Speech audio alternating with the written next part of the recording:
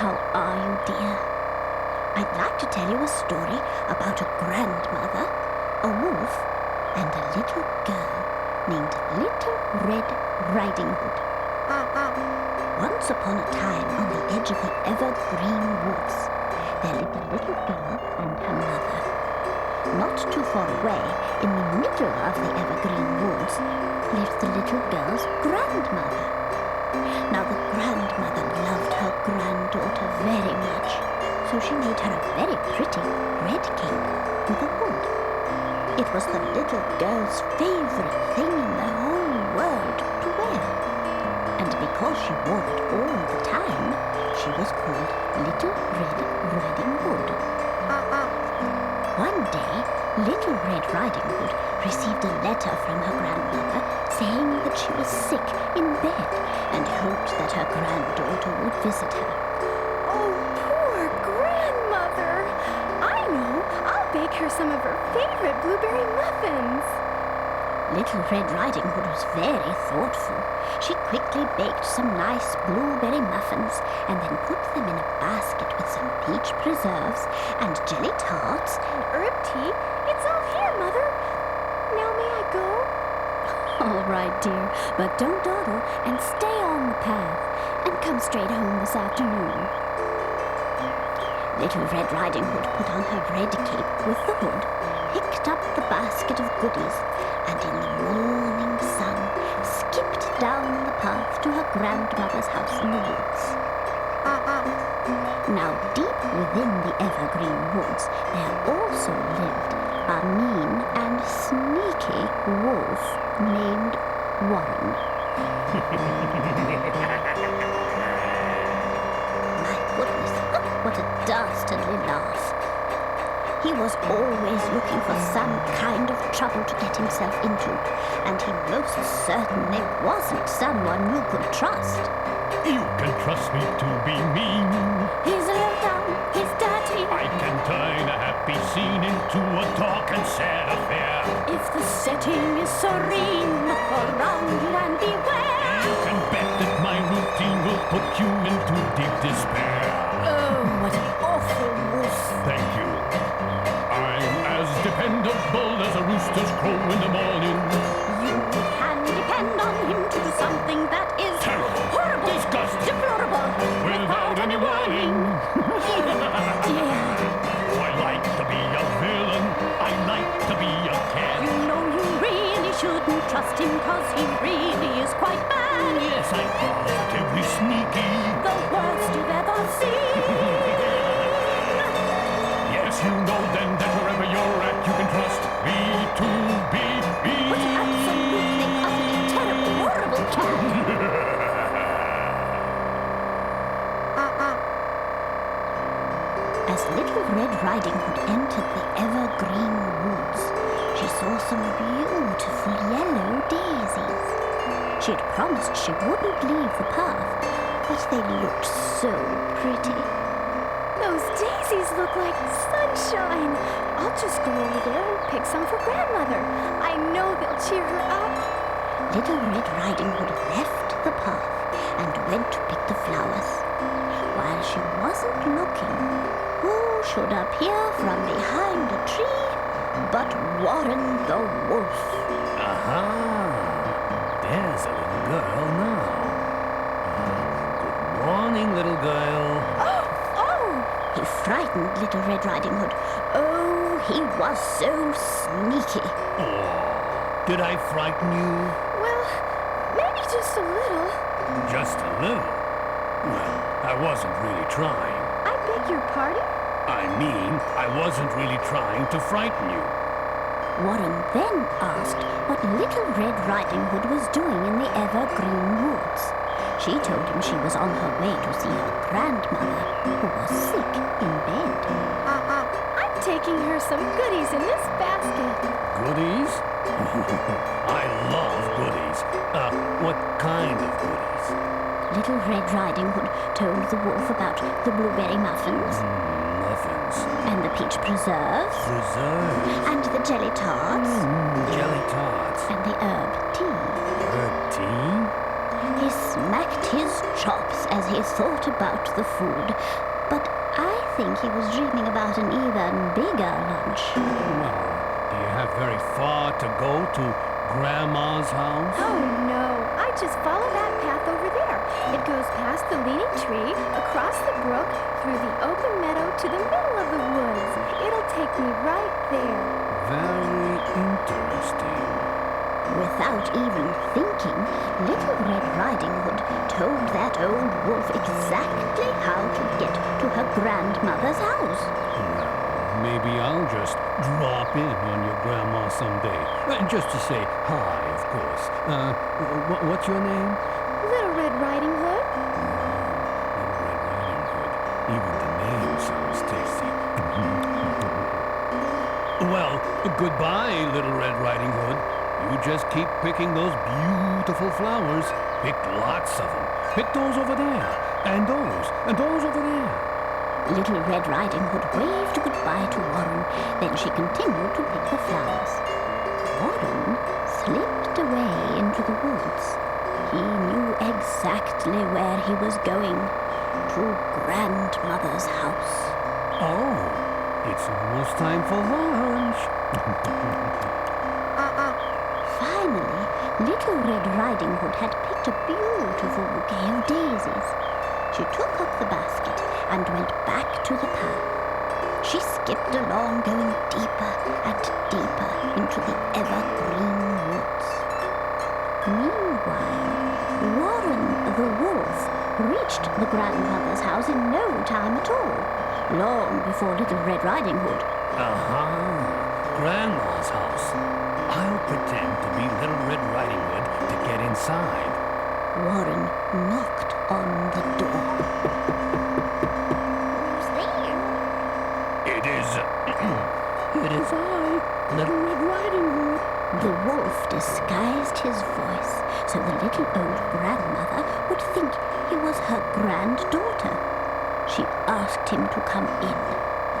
Come in.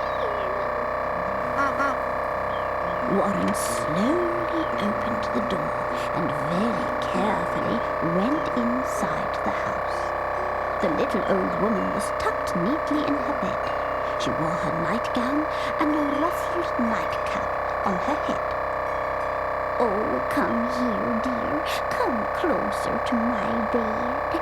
Your old grandmother's eyes and ears aren't what they used to be. The wolf slowly crept up to the bed, and with a growl, he showed his teeth.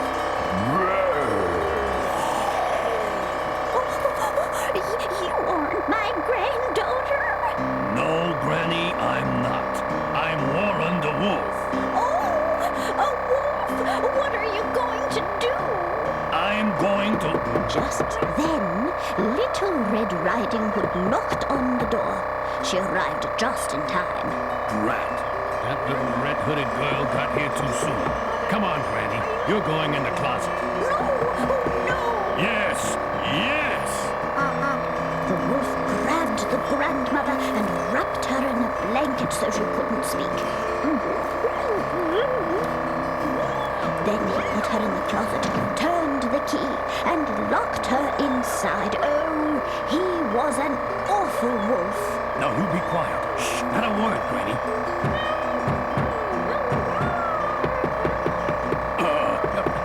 Just a minute! Warren raced to the dresser to find a disguise for himself. He started rummaging through the grandmother's clothes. Pink. Oh, my God. Oh, here, blue. He found a blue nightgown with a matching nightcap and quickly put them on. Just a minute! Then with one leap, he jumped into the grandmother's bed and called to Little Red Riding Hood. Who's there? It is I, Grandmother, Little Red Riding Hood. And with his grandmotherly voice, Warren invited her to come in. Come in! Little Red Riding Hood lifted the latch. Oh dear, and went inside the house. Hello, Grandmother. How are you feeling? Oh, I've been better. Actually, I'm a little hungry just now. Come here, dear. Come closer to my bed.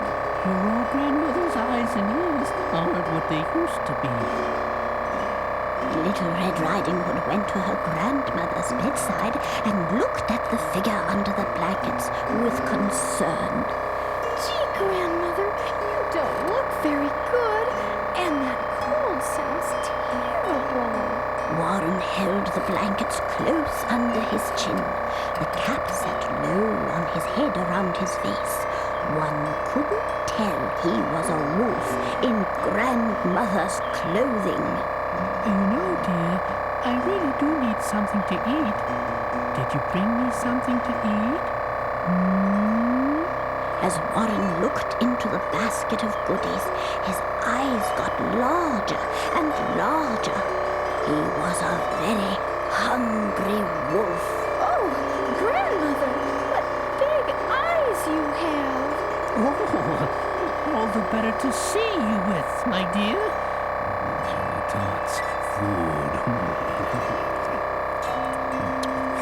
As the wolf nibbled at the food in the basket, the cap on his head began to slip, and one of his ears popped out from under it. Oh, what big ears he had! Oh, Grandmother, what big ears you have. All the better To hear you with, my dear.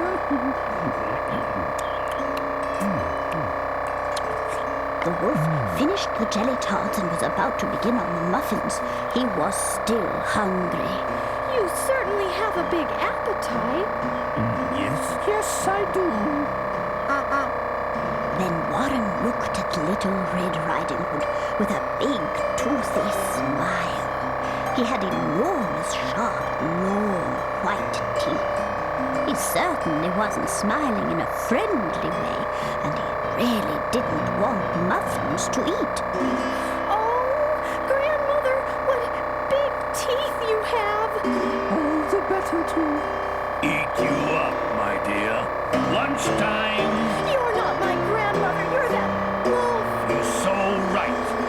Warren jumped out of the bed and chased Little Red Riding Hood around and around the room. Now come back here. It's lunchtime. It's lunchtime. No. Yes. Yes.